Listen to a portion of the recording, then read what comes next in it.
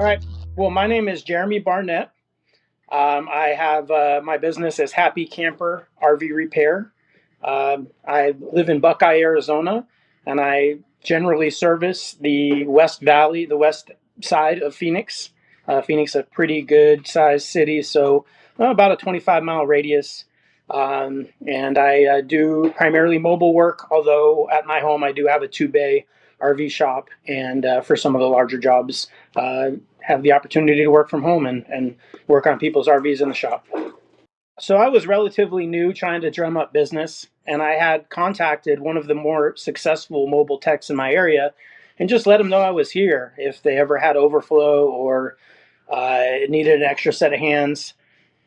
So lo and behold, about 2 days later, I get a call from a frantic woman who apparently had a domestic violence situation, got on Craigslist, bought a bumper pull trailer for her and her kids to live in, never owned an RV before, and bought it from, it was at a storage facility, hadn't been used in years.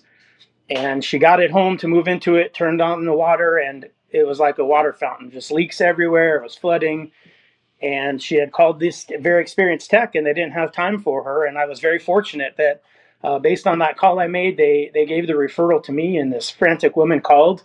It was pretty close to after hours, and I was excited, so I went out there, and she was just on the brink of tears, and basically had rat chewed pecs. I mean, her entire plumbing system was completely chewed through. So I went about comforting her, told her she was in good hands, and I was able to get her plumbing restored by the time it got dark. And she turned into about five more jobs after that, after she learned how to live in the RV life. I ended up replacing her water heater, her AC unit, her stove, and made a friend. And she made her comfortable in her rig, and it really got me pretty pumped, and it was pretty gratifying. If you have an RV that is repaired, you basically, in my mind, have three options. You can try to get it to a dealership. You can call a certified RV tech, or you can take your chances with the putter butt at this next site over, or the guy who's uncertified claiming. And I myself, before coming a tech, fell victim to hiring somebody who was unqualified, which is a hornet's nest and a money pit, and it's not very easy to get your vehicle into the dealerships, and service there is subpar, despite the expectations and thoughts that you would get very quality service there, not to mention expensive. With having a mobile tech in your area who is certified, you get a little bit of assurance that they have the technical skills and education to be able to tackle most problems.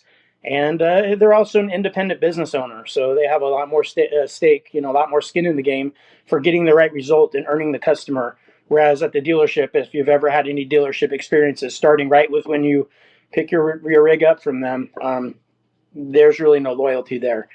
So I think by far the best of the three options is to find a local mobile tech who is certified, so you can have sleep better at night, and they can come to you, and usually are going to be a lot more timely, and they're going to be real eager to earn your business for the long term.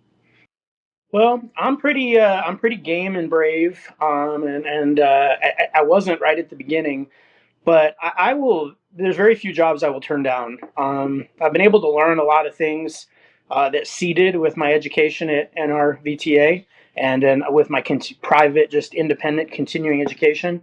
I don't touch anything under the hood. So for the drivables, I don't work on the engines. I don't work on generators, generally speaking, unless it's to electrically connect them. Um, I work. My primary specialty is appliances, electrical, and plumbing. So most of the appliance components of the RV, connecting them, repairing them. But I am also very comfortable now doing roof work, underbelly work. I've learned to pack trailer bearings and done that a few times on some pretty expensive rigs. So anything that really pertains to the coach section of an RV and its roof. Right now, I'm currently scraping all of the seals from the roof and wall, windows and doors, so exterior sealing. Um, those are really, but I really like to be inside the coach section working on the appliances, the electrical, and the plumbing. The most common calls that I get, common sense. I work in Phoenix, so it gets really, really hot here. And people who are living in their RV space, when that AC goes out and refrigerator, which is tendency happens has a high tendency to happen here in Phoenix. It's very dangerous. They need to get it fixed right away. And the other problem is that the RV components generally aren't designed to run in the conditions here 24/7 for somebody living in the RV. So I'm most commonly in the summer months by far called out for AC replacement. Close second is refrigerator. Same problem. We have excessive heat. And a lot of times, what I'm doing is just innovating systems to keep their systems cooler.